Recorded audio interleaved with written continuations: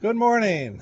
I'm George Benson, Dean of the Terry College of Business, and welcome to for those of you who haven't been here before, to our new Executive Education Center in Buckhead. We're very excited about this facility. It's home to our Executive MBA program, which is a weekend program that runs every other weekend for 18 months. It's also home to our CFO Quarterly Roundtable, which has become very exciting and very popular. The last time we held the event last month, we had 63 CFOs from the Atlanta area attending that event.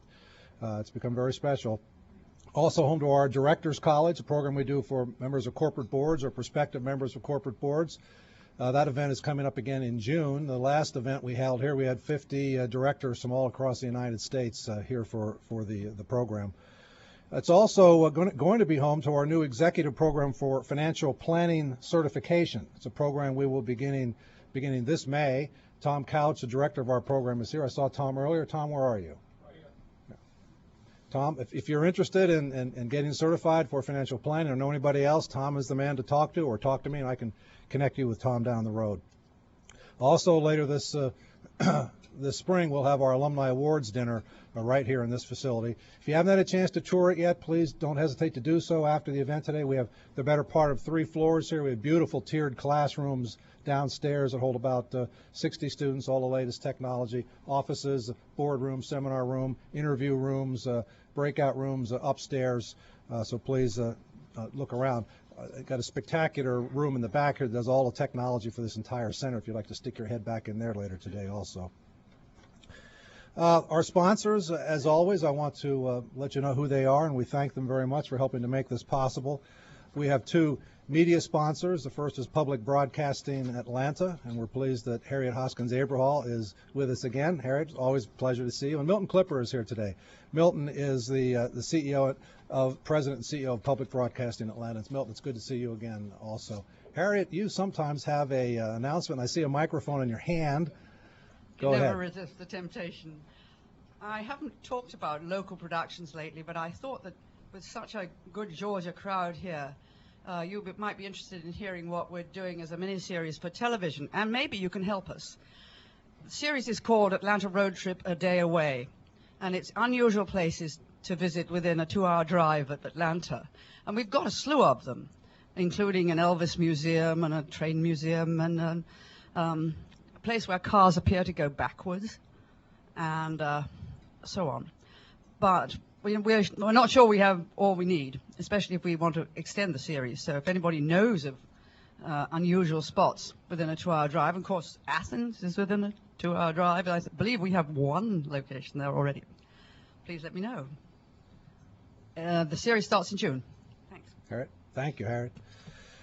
From the Atlanta Business Chronicle, Bill Chandler is here, I believe, this morning. Bill, yeah, there he is. Bill, good to have you. Thank you for what you're doing for us as well. And finally, RBC Centura is our exclusive corporate sponsor. Hunter Cords is here. Hunter, thank you. Meredith Reeves is supposed to be. Is Meredith here? No, don't see. No, Meredith over here. Thank you, Meredith, for being here. I also want to congratulate RBC Centura. They've got 2 new branches opening. One that did open just this past week in the Peach at 2900 Peachtree Road, and then another branch that will be opening on the 20th of this month at 3155 Cobb Parkway near Cumberland Boulevard. So congratulations, both of you, on that achievement. The upcoming speakers for Terry Third Thursday in April, we will have David Stockert. David's president and CEO of Post Properties, which of course is headquartered right here in Atlanta and operates in about 9 other metropolitan areas around the country. And they are of course involved in apartment and multi-family development. David will of course be talking about real estate. Should be an interesting session. Then on May 18th, another special session. Horace Newcomb, who is the director of the Peabody Awards at the University of Georgia, will be with us. And you've heard me talk about the Peabody Awards before. They are known as the most prestigious award in electronic media. One of the ways to explain how selective it is we get over 1,000 nominations for these awards each year, and only roughly 30 to 35 winners come out of that 1,000-plus entries. Another way to measure the selectivity of the Peabody Awards is to listen to Katie Couric. When Katie Couric won the award, I guess it was 2 years ago, she explained that when she wins other media awards, her publicist calls her up to tell her about it. When she won the Peabody Award, the president of NBC called her up to tell her about it. So it should be a very special multimedia type event. It's going to go on right before the 65th annual Peabody Awards, which will be June 5th at the Waldorf Astoria. So Horace will be here with us right immediately before that, and it should give us some insights to the behind the scenes of the Peabody Awards, and I think you will enjoy that. And I think you'll also know the Peabody Awards is administered by the Grady College of Journalism at the University of Georgia, and the Peabody Archive is there. All of that spectacular footage, sound, video, over all of these years that award has been given out. It is an absolute treasure. Another thing I want to bring your attention to for any of our MBA alumni that are in the audience today, we are fast approaching our upcoming MBA charity golf tournament. It is going to be April 1st at the Georgia Club. It's on Highway 316 between Athens and Atlanta. But this year there's going to be a full weekend of events, a number of different options people can take advantage of. We have a dinner on Friday night at the Foundry Park Inn in Athens. There'll be a Georgia baseball game that will be available on Saturday, a trip to the State Botanical Garden. There'll be a cooking class for those who are interested, a campus tour, and other things. So if you are interested in participating in any way, shape, or form, even if you're not an MBA, if you'd like to participate, that's okay too. You can either see me or you can see Jill Walton. Jill is the director of our alumni relations. Jill, you're here somewhere? Jill is standing up back here, so you can see Jill or me.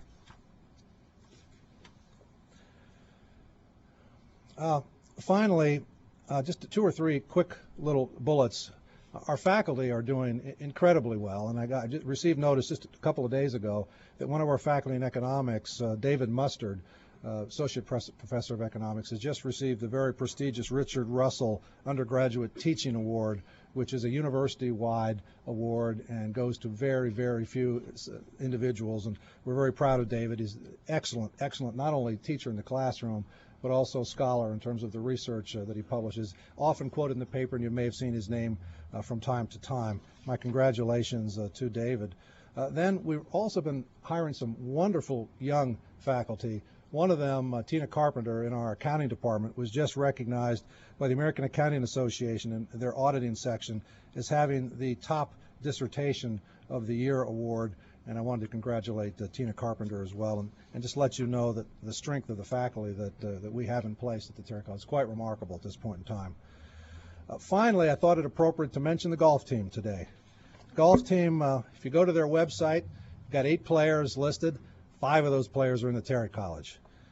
Michael Green, Kevin Kisner, Butler Melnick, Adam Mitchell, and Brendan Todd, and there are 1 or 2 that they're unspecified yet. Maybe we'll get to them yet. We'll work on that. Anyway, well, I'm pleased that you're all with us today, and what I'd like to do is get the program started now, and I'd like to introduce Richard Kortz. Richard Kortz IV will be introducing our speaker today. Richard has served on our alumni board at the Terry College since 2002. He's a 1995 finance graduate of the Terry College. He's vice president with Carter, the commercial and real estate development and investment firm that's headquartered here in Atlanta. And later this spring, Richard will be honored as our outstanding young alumnus for 2006. Richard, congratulations. This morning, he is here in his capacity as chairman of our Terry Third Thursday Task Force, which is the group of alumni that help us run this speaker series, and they do so well. They help us attract the speakers. They help us tweak this event and make sure that it's on track. And I thank you for all your work over the years on that, Richard, and will you please come on up and get the show started.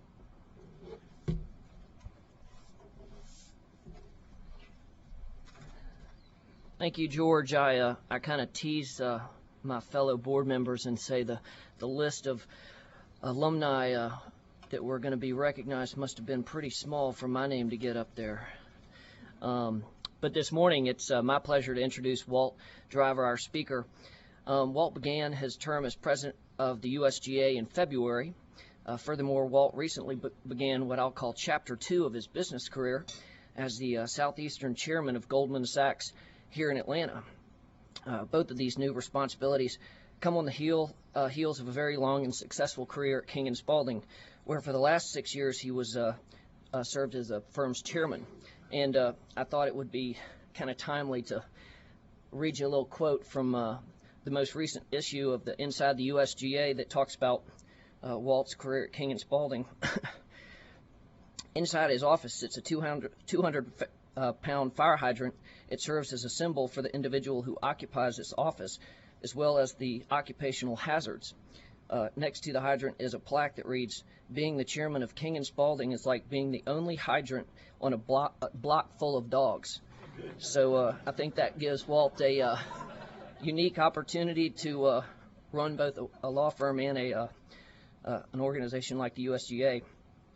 Walt's volunteer service to the game of golf began in 1990 when he was named General Counsel of the Georgia State Golf Association.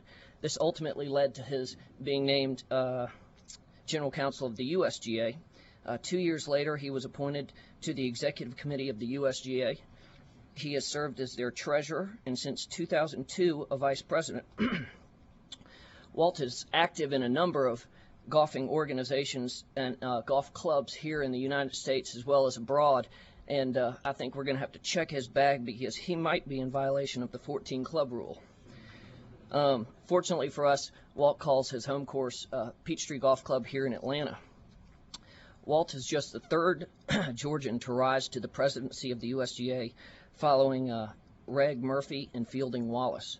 We're honored to have Walt here today to talk about one of my favorite subjects, golf, and leading the USGA. Will you please welcome Walt Driver?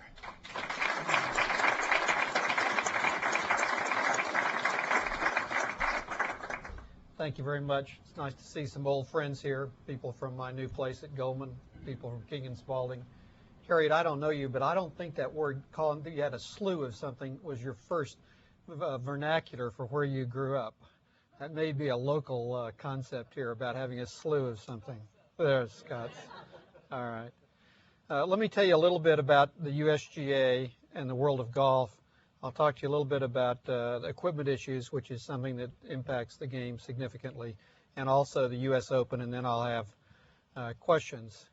The first thing that people need to get straight in the world of golf is who does what.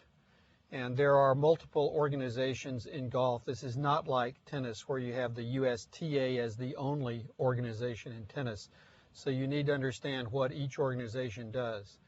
The USGA is headquartered in Far Hills, New Jersey. It's about a $100 million a year business. And we have about 300 to 400 full-time employees and about 3,500 regular volunteers. And that excludes people who volunteer at events like the U.S. Open, where we typically have about 6,500 each year in a different location, and other events around the country. So we estimate that we probably have 20,000 people a year who volunteer to help the USGA. And those volunteer people are essential for getting the job of the USGA done. The USGA sets the rules of golf in North America. And that includes the equipment rules, the playing rules, everything about the game. And we do not have the authority to enforce those rules, but one of the great things about golf is everyone wants to play by the rules. And golf is generally the only sport that doesn't have a referee. You call the rules on yourself, and that's part of the integrity of the game and part of what people expect of a fellow golfer, is to have that sense of honor and integrity. We also conduct 13 national championships. The three that get the most publicity are the U.S. Open, the U.S. Women's Open, and the U.S. Senior Open. But we also conduct 10 amateur national championships, from the U.S. Amateur down to the junior boys and the junior girls amateurs. And it is really these 10 championships where we touch the most golfers, because for many people, playing in a national championship at any level is the highlight of their golf career. I'll tell a story that I was running the U.S. Mid-Amateur, which my wife, when I was playing it, referred to the middle-age as the middle-age amateur. But that's not quite right. All you have to do is be 25 years old.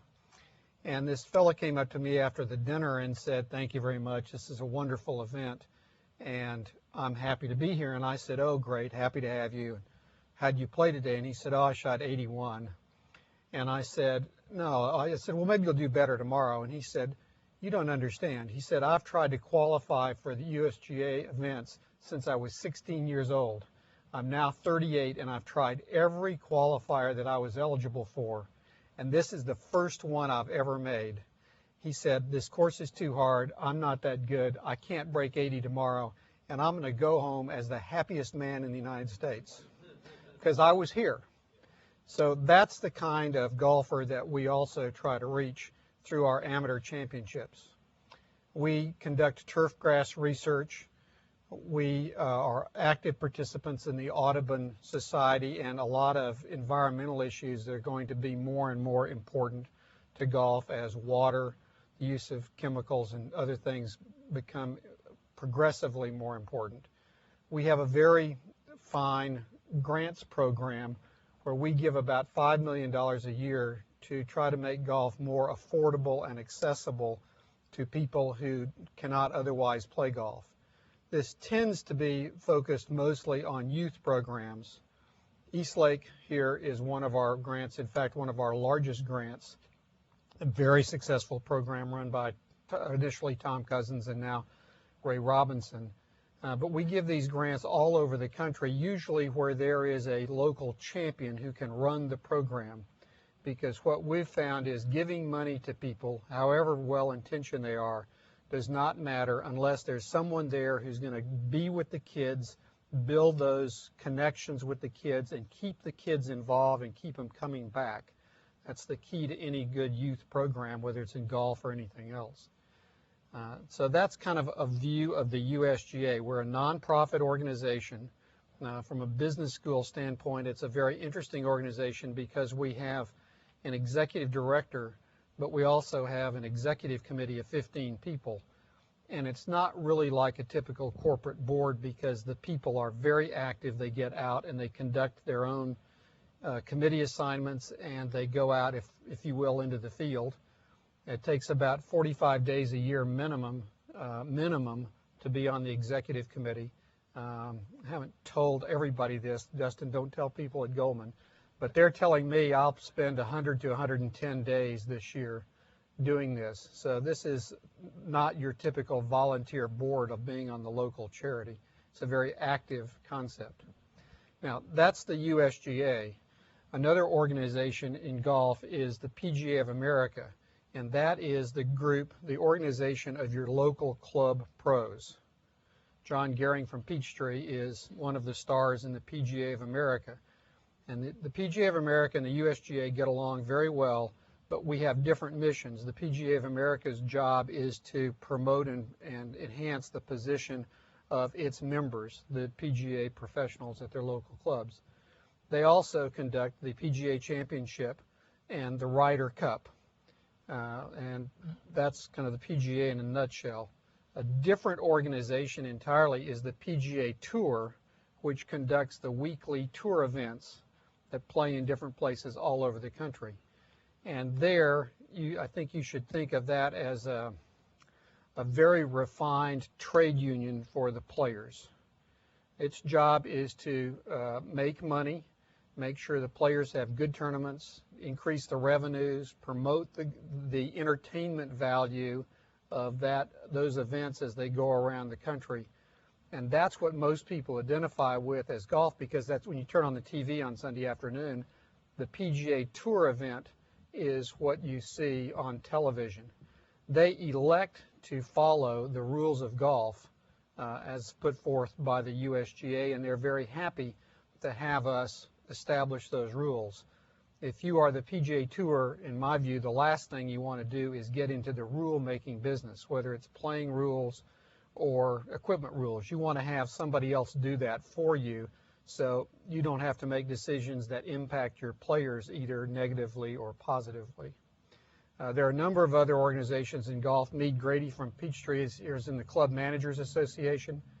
William Shirley is in the Superintendents Association. There's a Golf Course Architects Association. So there are a lot of different allied organizations in the world of golf, but the USGA is the governing body for golf in the United States. And that's how they break up, and people always get those confused. Now, let me talk a little bit about two topics that get a lot of attention. One is the U.S. Open. That's coming up, and it will become the focus of the golf world after 3 more weeks when the Masters is over. I will say about the Masters, The Masters is conducted by the Augusta National Golf Club. It is not conducted by any other organization. And Augusta National invites rules officials from the USGA, the Pga of America, the PGA Tour, and around the world to serve as volunteer rules officials. But it is conducted by Augusta National, a private golf club. And I believe that is the only instance where a major tournament is conducted by a golf club. Overseas, you have the Royal and Ancient Golf Club of St. Andrews, which was founded as a golf club in St. Andrews, Scotland, and evolved into the rule-making body for the world of golf outside of North America. It doesn't own any golf course. It's just a club that has some access to the old course at St. Andrews. And I always thought that it was going to be like talking to the USGA, that it was a business that ran the world of golf outside North America. And that's not true. It took me a while to understand that as we were trying to negotiate equipment issues, and I wasn't getting very far for a long time. But I always tell people to think of it as the Atlanta Athletic Club, where you have about 2,000 members, and someone comes to you and says, here in Atlanta, in that case it was in St. Andrews, and says, folks, you get together and figure out how to set up some committees to both keep up your clubhouse here and run golf worldwide with no technology staff, only 50 people on your payroll worldwide, and you don't have any other help. And you begin to figure out, this is really a pretty hard job for them. They don't have any way to really get out and do a lot of the things that the USGA does. For one thing, they don't have as much financial resources. They don't have a test center. They don't have PhD scientists working for them, all of those things. So they have a different approach based largely on their history. And once you understand the history of it, it's pretty easy to understand why they're different. We get along very well with the RNA. I'll have a meeting with them in about 10 days. But it's there are all these different organizations in golf. And they conduct the British Open. So let's go forward. The second week in June, ending on Father's Day, will be the U.S. Open, the most important event for the USGA, and we would hope the most important event in United States golf. And it is the event that drives the USGA because it's our premier event. The TV revenues associated with the U.S. Open give us the money to conduct all our amateur championships and do the things we do. Without successful U.S. Opens, we would not be able to help the world of golf in the way that we do it. So it's very important to us that we have we want to have the best championship in golf. And that runs a gamut that is very astounding to someone who hasn't been in it. I'll describe a little bit to you last year at Pinehurst, where I was in charge of the U.S. Open. The first point is we run about 500,000 to 600,000 people through this site a week. And all of those people want soft drinks and hot dogs and hamburgers. Every one of them has to go through a metal screening security detector. Every vehicle that gets within a half a mile of the clubhouse or the golf course is screened, and the underside is x-rayed for security purposes. You've got all the pros who come, and of course they want it to be perfect. And that's what the writers want to write about. It's a competition, and they want to write about that. And the way they get their story is by looking for generally some controversy about something related to the U.S. Open. And I was also in charge of the U.S. Open at Shinnecock, which was, I suppose you would say, a low water point in U.S. Opens. And the difference in the amount of work and the setup and everything else between those opens was not very much. And the difference in how they came out and how they were perceived was huge. And when you're running an event, which is an outdoor event, you have weather, and everybody expects it to be perfect, it's really a series of educated guesses. And for me, they started at Shinnecock not on the famous Sunday, but on Thursday, when some clouds came in, and I thought I would go up in the crow's nest and see what the radar looked like, and they have the most sophisticated weather radar you can get. And this young guy is watching these pings come down out in Long Island Sound, and he said, "Get closer, Mr. Driver." A couple of minutes later, that one was only 8 miles away, and you're sitting there in this little room up in the top of the clubhouse thinking, wait a minute, if I postpone the U.S. Open and pull people out, I've got to get 50,000 people off the golf course. They all have to get out of the metal stands immediately so that you don't have a lot of people sitting, in effect, in their own personal lightning rod. And you're going to stop the Open. If you don't get it finished today, then you can't finish the second round on Friday because Friday is dawn to dark, which means you're going to carry over on Saturday because you can't have the cut on Friday night, which means you don't have enough security for everybody else. If you don't finish today, are the tickets going to be good? Does that mean you're going to go till Monday for a finish when all the players have to be someplace else? The TV contract requires that you finish on Sunday. Just kind of go down the ripples, and you think how much this is going to cost, both in terms of volunteer time, economics, and difficulty with those kinds of decisions. And when you run an outdoor event that lasts a week, those decisions pop up all the time. At the Open at Pinehurst, the last two groups, we had all the stands empty because Lightning was only 5 miles away, and we were trying to get that finished on TV on time in order to not disappoint the people. And the good news that Tiger was playing well and Michael Campbell was playing well, and they weren't in the last two groups. So all the fans left the end of the course and went up close to the clubhouse, and they left the stands anyway. Fred Ridley, the then president, and I were the rules officials with the last group. On the 15th hole, I turned to Fred and I said, "Fred, you and I have played before bigger galleries than this." There was no one out there. But it is a special event, and I want to tell one story about Pinehurst that if you follow golf, there's this young man named Jason Gore who was on the tour. I think last year going into the Open he'd made $23,000, which doesn't go very far for caddy fees, motel bills, and McDonald's on the tour. And his car was broken into and most of his things stolen. His wife travels with him. They had a little 3-month-old baby, and they had no money. And he played extremely well the first 3 days, and he was in the last group. And put yourself in this position. His whole life is going to change if he can win the U.S. Open. He's going to win almost $1 million that day. He has a 10-year exemption on the PGA Tour. He is going to get lots of sponsorships. It means his career is secure, and right where he is, he's dead low. And he shot 84. And he came up to me on the 15th hole and said, "Mr. Driver," he said, "I've always heard that the last day at the U.S. Open is the hardest thing in golf." And he said, "I had no idea how hard this is." He said, "The pressure is just overwhelming. Every shot has to be so good. You cannot have any errors, and everything is just magnified." And I said, "Well, Jason, you ought to congratulate yourself on being here, and keep your chin up and finish as best you can." So we get to 18, and we're in the last group. We're out in the fairway, and Michael Campbell is holding out his putt to win the U.S. Open. And I'm afraid to look at Jason because he's here 10 feet from me, and I think this poor kid has got to just be crushed.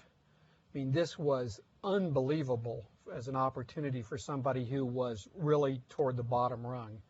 And I looked over kind of out of the corner of my eye, and he was standing in the fairway going like this, applauding the winner. And I don't think you'll find that in many other places. And I commend Jason, but I think golf encourages that. This year, the U.S. Open is at Wingfoot outside of New York, and it will be a traditional U.S. Open. After Shinnecock, we published a list of 14 factors that go into the U.S. Open setup. I'm sure William has studied it carefully. But no U.S. Open setup is going to be the same. And the press doesn't seem to understand that. They keep thinking it ought to be the same, but every golf course is different, and we're trying to match the conditions for the golf course in order to have What we want to have, don't back down on this, is the most rigorous examination in golf, period. We don't want it to be pretty hard. We want it to test the skills and the perseverance and the character and the determination of the best golfers in the world, and they're really good. It's hard to test them, and when you really test them, I'll tell you right now, they don't like it much. And it's interesting because in our world of golf, we regularly come to shots that are at or beyond our skill level. Happens to me most Saturdays. And when it happens to them, and we think it's golf, and we all think that's the challenge of the game, and we like it, and, you know, I can't hit this 200-yard high cut fade into the back right corner over the lake. Okay, I can't do it. But when it happens to the players at that level, they often think it's unfair because they're just not used to the same frustration and challenges of the game that impact us all the time. So when you listen to the pros, think about the differences in how we accept our fate as golfers and how they do. They like to be in situations where the shot may be difficult, but they know they can do it if they do it right. We all get in situations where that's just not the case in our day-to-day lives, and that's what the challenge of golf for us. But at Winged Foot, you will see a couple of things. You will see traditional U.S. Open rough, 4 inches thick, which is serious rough at Winged Foot. But we've done a couple of things. One is we're only going to cut 2 mower widths from the fairway at 4 inches, and then we're not going to cut it at wider than that. So there will be no, and what normally happens in most tour events is the gallery ropes are right about there, and if you miss the fairway by more than about 10 yards, then you get out where the rough has been trampled down by the spectators, and often it's not so bad. Well, at the U.S. Open, it will be bad. We will not cut that rough, and we've moved the gallery ropes out on each side so that there is a progressive penalty for shots that aren't as good as they are supposed to be. The other thing that we're doing on a couple of the short holes, where there's one par 4 where the pros can all drive the green, it's about 320 yards, and we're not going to cut the rough within 50 yards of the green. And the idea is if you want to take a crack at driving the green and being a hero, have at it. And if you miss, you're not going to have a 50-yard wedge out of 4-inch rough, which for these guys is not that challenging. You're going to have a very hard time figuring out how to make par or bogey. But if you want to take the risk and get the reward or not, have at it. The golf course at Winged Foot is designed by Tillinghast in the 1920s. It's a wonderful traditional golf course, and it will be a very good test. When you compare opens from our standpoint, the difficulty at Winged Foot is logistics. It's very tough because they have one 2-lane road that goes into Winged Foot. So the issue is, how are you going to get 500,000 people in and out of Winged Foot in reasonable order? When they had the PGA there that Davis Love won, I'm told that pros got stuck in traffic and literally got out of their car and were carrying their golf clubs running down the road trying to make their tee times because the traffic was just so bad. So when you look at Winged Foot, you'll hear, I predict, some normal comments about how hard the rough is. You'll hear comments about how hard the golf course is. I hope you don't hear anything about the traffic. Our worst nightmare in the U.S. Open is a security problem.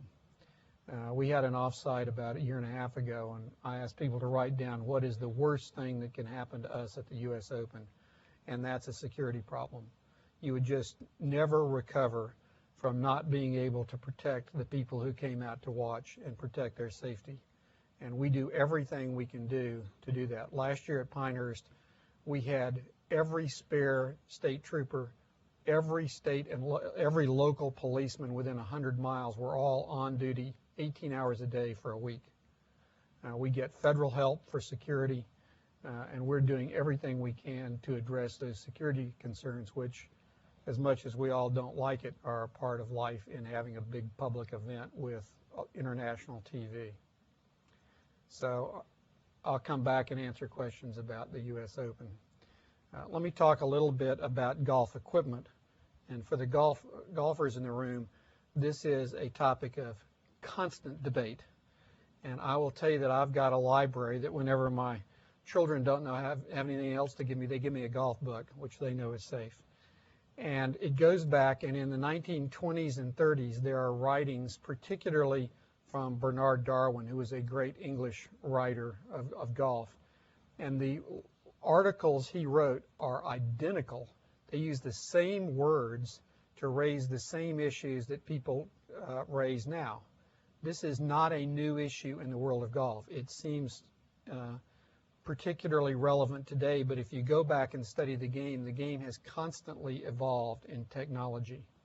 And I'll try to give you a walkthrough and give you some facts, because from a business standpoint, we are regulating about a $6 billion a year industry. The industry is a very tough industry. Not many of the golf manufacturers make money, or at least not what we would consider to be an acceptable return on equity. Some of them lose money. And if you turn the clock back a little bit, I think from a business standpoint, the advent of Callaway Golf was a significant event in the golf business, because it was the first time that a golf manufacturer was a standalone public company with SEC reporting duties, options to the executives, quarterly earnings pressure, all of the things that every public company faces. But you'd never had a company that was in the golf business that was a standalone public company. Usually the golf companies were hobby companies, or they were folded into larger, more diversified larger companies. Titleist is part of Fortune Brands, so they don't report what they do in the same kind of spotlighted manner as Callaway did. And Callaway brought to the market a series of innovations. The first was, historically, if you were an average to poor golfer, you went to Dick's Sporting Goods and bought your clubs. Maybe you got them from the pro at your local shop, but you didn't pay much attention because you thought you weren't very good. And in fact, that's probably right. And the people who bought the pro line clubs tended to be the more dedicated and serious golfers, or who belonged to upscale clubs. And they would go buy a set of clubs, and it would be 4 woods, irons, putter, the whole thing, right, John? You'd buy it and you'd play with it for 15 years. And that was the game of golf. And then what Callaway did is they persuaded, through very clever marketing, as well as some actual improvements, but it was a marketing position, really. They persuaded the average golfer that it was worth spending the money to get better equipment, because it would help the game of the average golfer. And they had this huge surge in popularity of the equipment, and all the other manufacturers got into it. And what it did from a business standpoint is shorten the product cycle. Instead of people replacing a whole set every 10 years, they would replace their driver every time their buddy got a new driver. It became an impulse purchase. And now what you've seen is further efforts to shorten the product cycle. First used to buy a set of woods. Well, now you buy them all separately. So people buy more often and replace each item more often, which creates turn in the inventory in the business. You see it in hybrid irons. Not only do they help people like me who can't hit 1-irons anymore, but it's another impulse purchase. You'll go buy a new hybrid iron. Wedges have now been segmented. Putters are segmented. And all of this creates a different business model in the golf business. So you need to keep that in mind. The other thing you need to keep in mind in looking at the golf, what the manufacturers say is, just like in your businesses, everything is driven by their unique market position. Callaway has been unsuccessful in the ball business. They have been enormously successful in the club business, by and large, in terms of market penetration. So Callaway's view of the world is, USGA, if you want to do something about golf, it's fine. You do whatever you want to with the ball, but if you touch the club business, we'll kill you. Titleists and Wally Uline say, wait a minute, this isn't a ball problem, it's a club problem. Now, the fact that Titleist controls about 79% of the ball business in the United States, he doesn't really say that. So everybody, it's just like your business. Your view of what ought to happen is governed by where you are in the marketplace. So there is no single view from manufacturers, and there is no single view from anybody. So with that kind of background, I'll go through some history, and you can put yourself in the shoes of a manufacturer, an average golfer, or the USGA. In 1997, in late October, the staff of one of the PhD guys came to me and said, I think we have a problem with spring-like effect. Being the clever lawyer who didn't know anything about it, I said, what is that?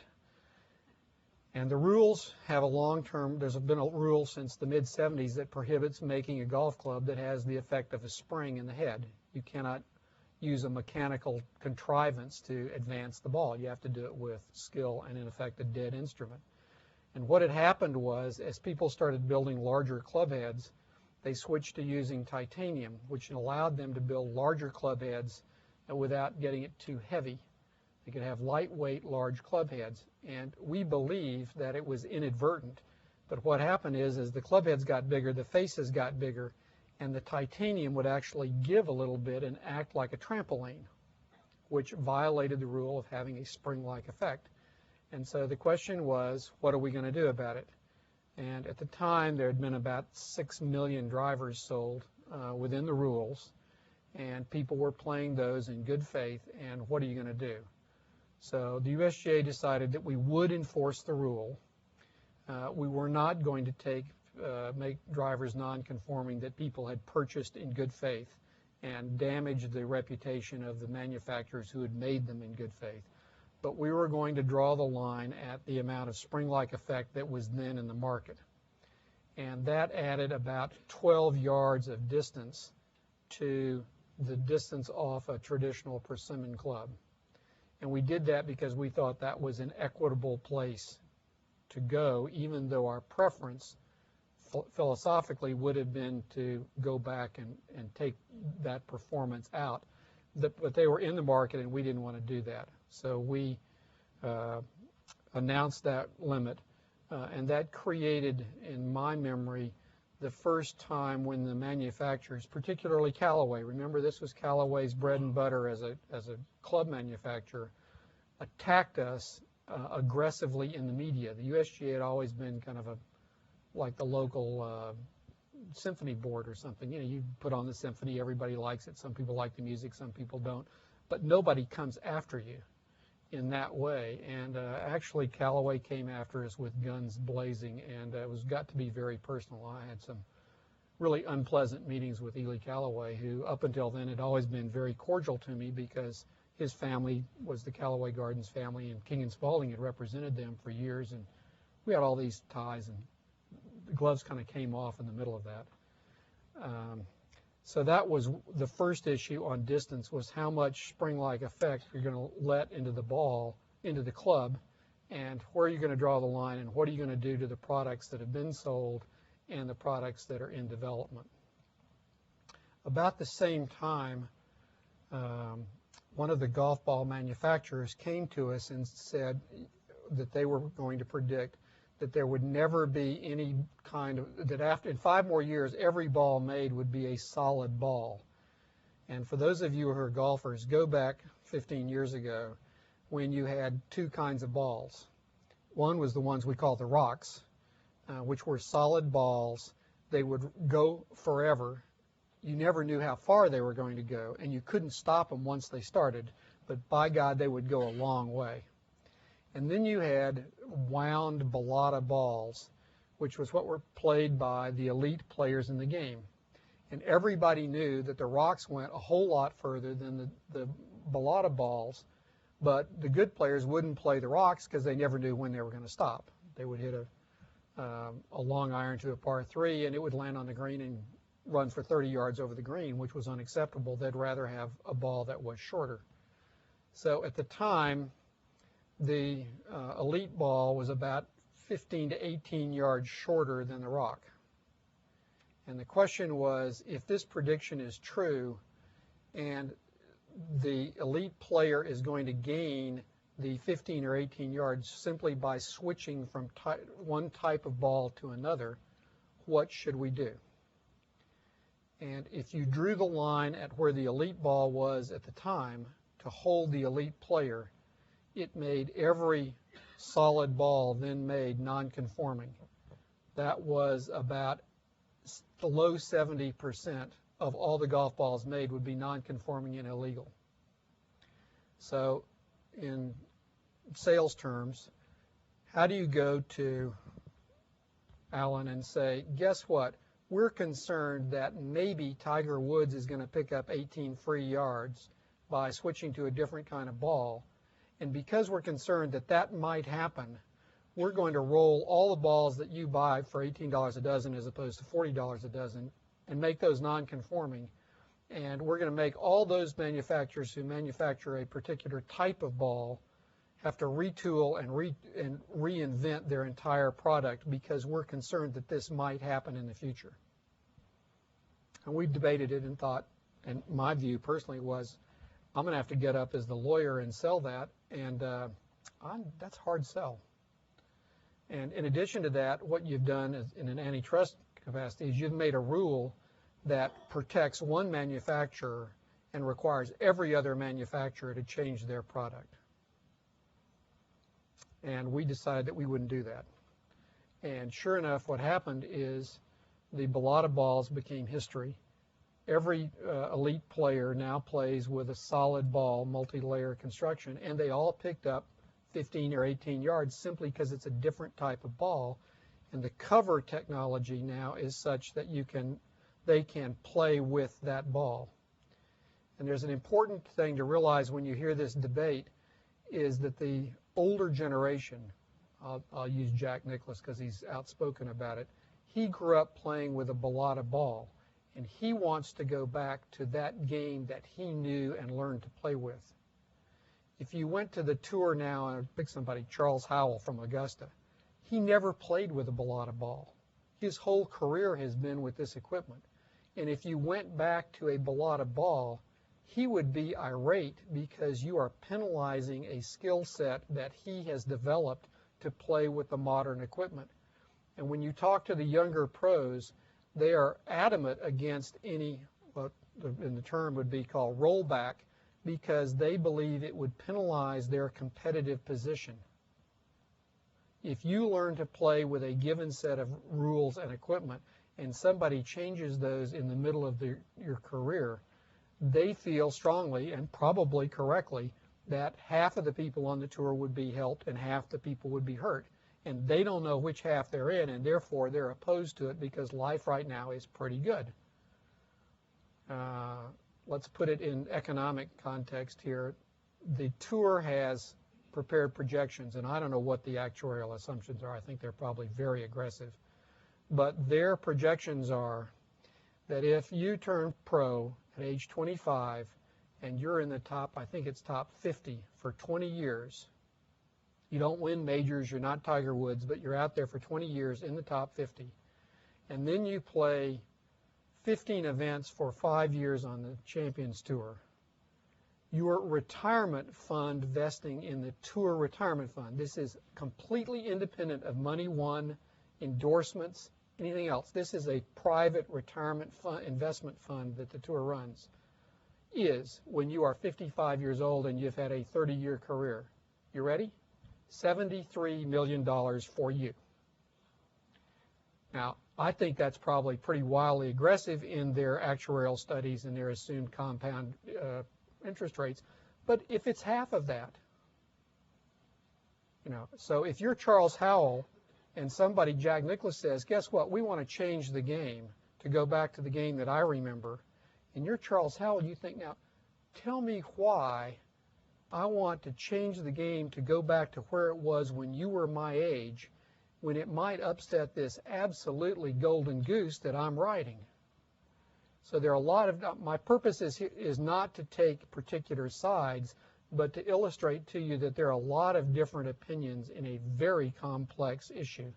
And most of the people who have opinions come to those opinions and then they look for facts to support them. I heard a quote from Alan Greenspan a month or so ago who said, every American is entitled to their own opinions, but every American is not entitled to their own facts. And what we find in the world of golf is people are very passionate about the game. They all want to do something about whatever the issue is. But usually they don't quite get all the facts before they start. And an example is that there is a view that by some people who have heard the science on it, but they just don't want to hear it, is that the golf balls today give you more performance the higher your swing speed is.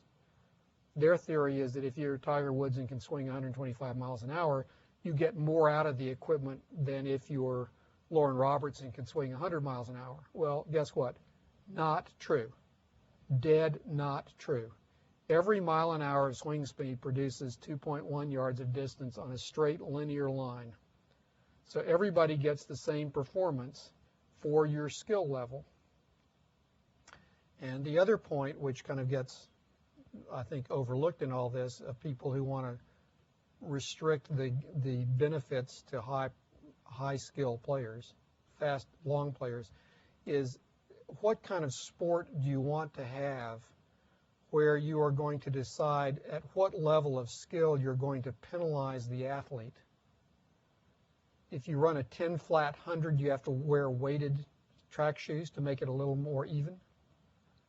I don't hear people in the world of track and field say, well, in my day, we didn't have a fiberglass pole to vault with, and nobody went over 15 feet, and I think it's a travesty that these people can use new technology and go over 15 feet. But golfers have a unique attachment to the history of the game and the traditions of the game, which is part of the reason why golfers get involved in this debate. But if you look at it as a business matter, changing the golf ball, which is something that's talked about a lot, would require, pick something, 5 years notice to manufacturers, because every manufacturer in the world would have to retool all of their factories. What would you do with the existing balls? How much hoarding would be going on? You'd have a black market in old hot balls. You don't want to encourage people to not play by the rules. What would happen to all of the golf courses that have been built or redesigned or changed in the last 20 years? Because those courses would become obsolete because people couldn't play those courses. So it's a very complex issue. So the point of all this is, when you read whatever somebody's opinion is, first, who is it that's speaking and what is their history? Where do they stand in the business? Second, what is their age? You know, there was an article in the USGA newsletter last fall and said really what everybody likes is they want to, this is kind of like the good old days. You want to go back to how it was when you remember it being best. And whatever that is at your age, that's where you want to go to. And that's an opinion that people have. But how it impacts the business of golf and the world of golf and fairness to the different constituencies is usually not very well reported. The USGA has spent $5 million in the last 4 years on golf ball research. We have projects underway with our own PhD scientists. We retain independent consultants to produce different kinds of golf balls for us, to look at spin rates, lift rates, size, weight, look at moment of inertia in golf clubs. I've learned more about this science as a poor lawyer than I ever thought I would. But I've learned that there aren't any easy answers, and most of the time in a complex business world, people who suggest easy answers don't understand it very well. You don't hear people, pick an industry here, you don't hear people saying, God, if we could just go back to that rotary telephone, that's what I grew up with. I really liked how it felt in my hand. It would be really good. Because, and you know, what's the FCC going to do? Say, have 3 commissioners to say, you're right, we like the feel of that rotary phone too. Let's go back to it. Everybody can make do. So let me answer questions about that. Anything in golf.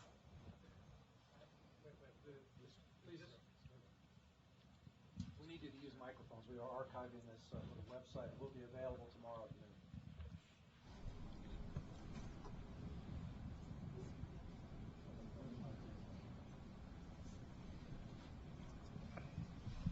With the distance issue, I mean, this is an issue with Augusta National that they've lengthened the golf course, and I know you don't have any direct input or relationship with them, but it seems what you're doing at this year's Open, it makes more sense. It won't matter how far you hit the ball. What matters is accuracy. Point being, when I was a kid, everything's relative. The little kid who hit the ball nowhere used to beat us like a drum, and we all hit it longer than him because accuracy was more important. Why do you think Augusta is just lengthening the course and eliminating the possibility of short hitters from winning? You would have to ask Hootie Johnson that. He did not ask for my opinion. Well, the follow-up would be, what is your opinion? I'm not going to express an opinion on Hootie Johnson's opinion. That's a one-man vote. Yes, sir. Good morning. Golf is certainly steeped in rich tradition and etiquette and standards, and the golfers really follow that standard. I think they really believe that.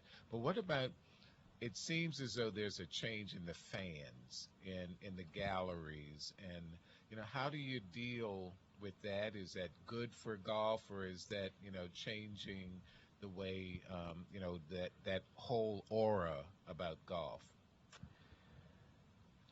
Well, we think, the USGA thinks it's great that more people have come into the game.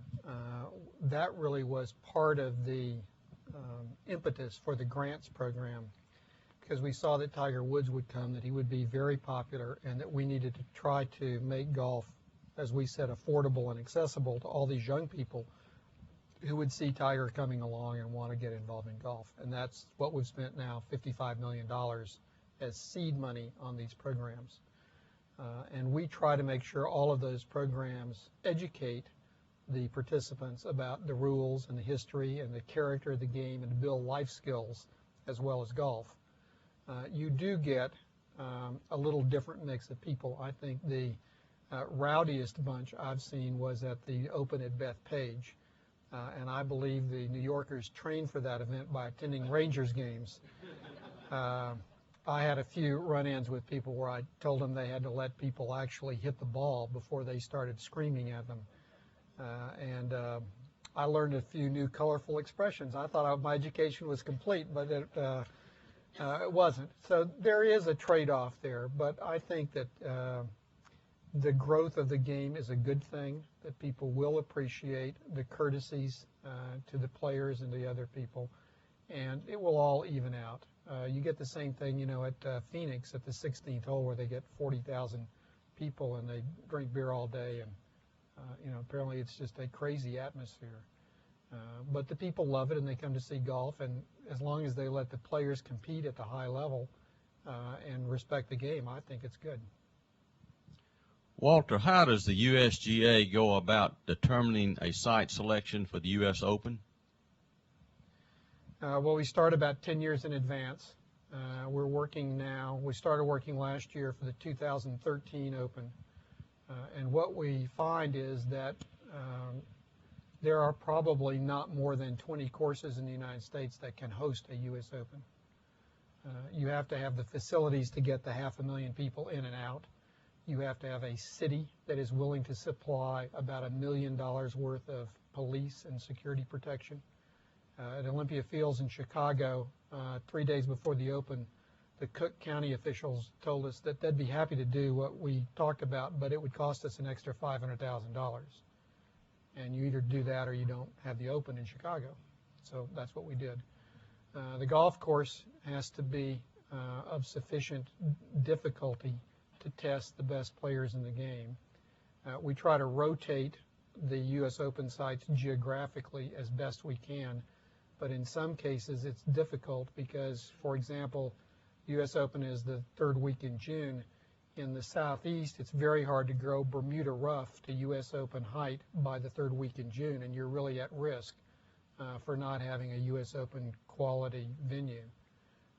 So it's a combination of facilities, willingness by the club. There are a lot of clubs who might be able to do it, who just say, look, we don't want you coming in here 4 years in advance and telling us what trees to cut and closing the golf course 3 years, for 3 years early for 3 months while we renovate 5 greens. And we don't want all these people wandering around the golf course for 10 days and tearing it up. And So the staff gives us a book that's about 3 inches thick on every invitation to host a U.S. Open that's serious.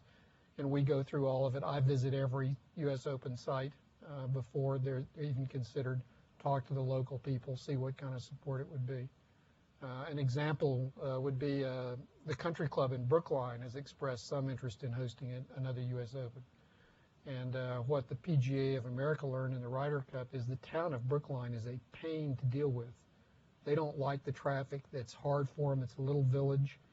It's perfectly rational on their part, but hosting that kind of a big event becomes very difficult, not because of the golf course or the club, but just the surrounding issues.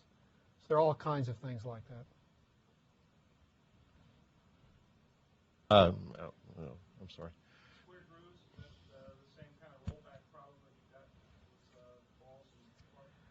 If you couldn't hear it, the question was, what about going to really go back to V grooves compared to square grooves? That's not the same issue because you could do that without impacting people differently. Everybody would do the same thing. And some of the TV commentators, Johnny Miller particularly, has suggested that. One of the issues that you could overcome, but is an issue, is the square grooves really came in with ping because they had investment casting as opposed to forging. And in investment casting, square grooves are what you do because the investment cast process can't do the V. And if you went to required V grooves or some hybrid in between, you'd have to look at it and make sure that it would work under the investment casting process, which still is a majority of golf clubs. Well, what was your greatest thrill in playing golf personally? It's been so long I can't remember. No, I remember one time years ago, Charlie Yates, a great Atlanta golfer and gentleman, took me to play golf at Augusta National. I was about 29 years old, and I played well, and I remember sitting up there having a beer afterwards thinking the rest of my life was likely to be downhill from that point on.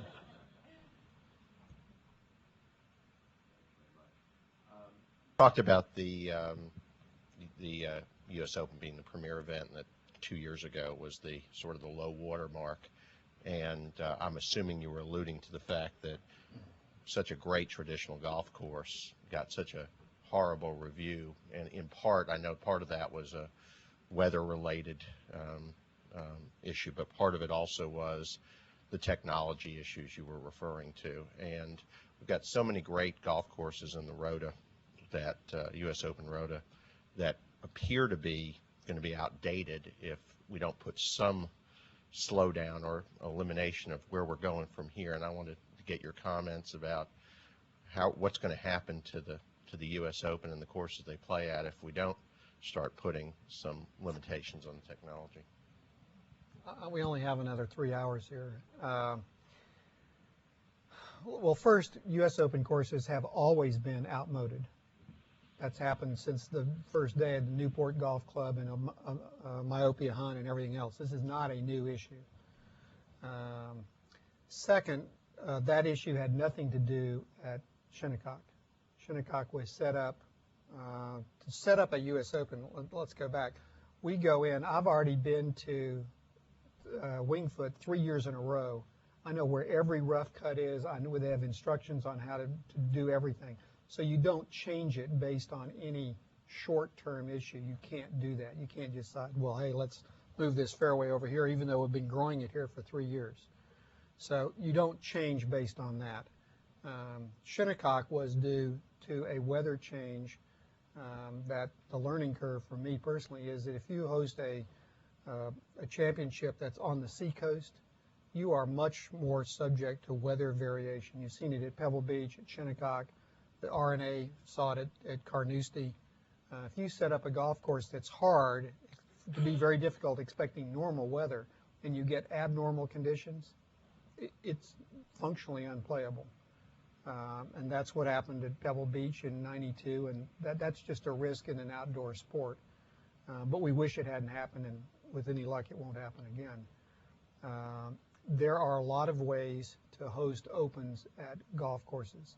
Shinnecock was about 69.50 in terms of yards. wing foot will be 72, 50 roughly, and that's about the range that we will see.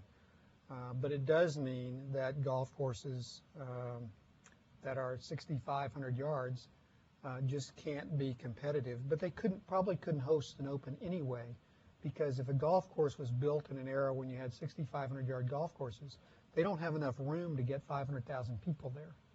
And the press focuses on the length issue in many cases rather than the complexity issue. Marion has an invitation in to host the Open, and I don't know whether we'll do it or not, but if we do it, we would have to shrink the number of spectators by about 15,000 a day, which is $10 million to us that we can't give away to help young people get started. It also is 15,000 people a day who want to go to the U.S. Open who don't get to go. And it's full of trade-offs. So I think that, yes, there will be courses that are outmoded as U.S. Open courses. It will happen because of length and because of a lot of other issues. It's rarely as simple as people say. And most of the courses actually have enough land to add enough yards to be competitive. Yes, sir. You started by explaining the differences between the different organizations, PGA Tour, PGA, USGA. What does the USGA do to market itself to the general public and then differentiate itself? Well, that's why people don't know what we do, is because we don't. I think we need to do a better job of that. But historically, the USGA, particularly compared to the PGA Tour, the PGA Tour is a commercial enterprise that does a wonderful job of marketing its players and presenting its product. They're really good at it. They're highly successful. That's never been part of the USGA's mission to tout the USGA as such. But I think we need to communicate better, and my giving talks like this is one of the ways that we do it. Thanks.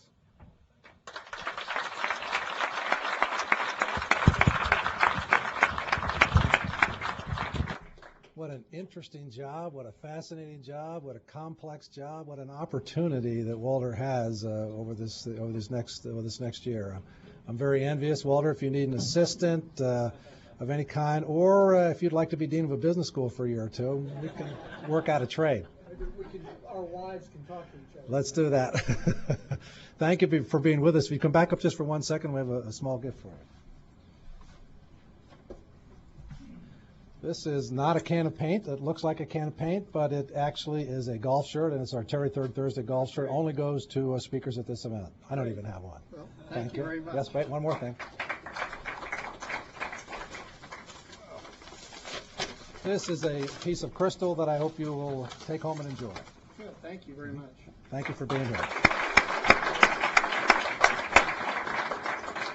Next month, it's David Stockert, the Post Properties. I hope we'll all be here then. And when you're going out today, if you don't know the routine, you just tell the attendant in the parking lot back here, you can Terry Third Thursday. They'll let you out for free. Thank you for being here. We're adjourned.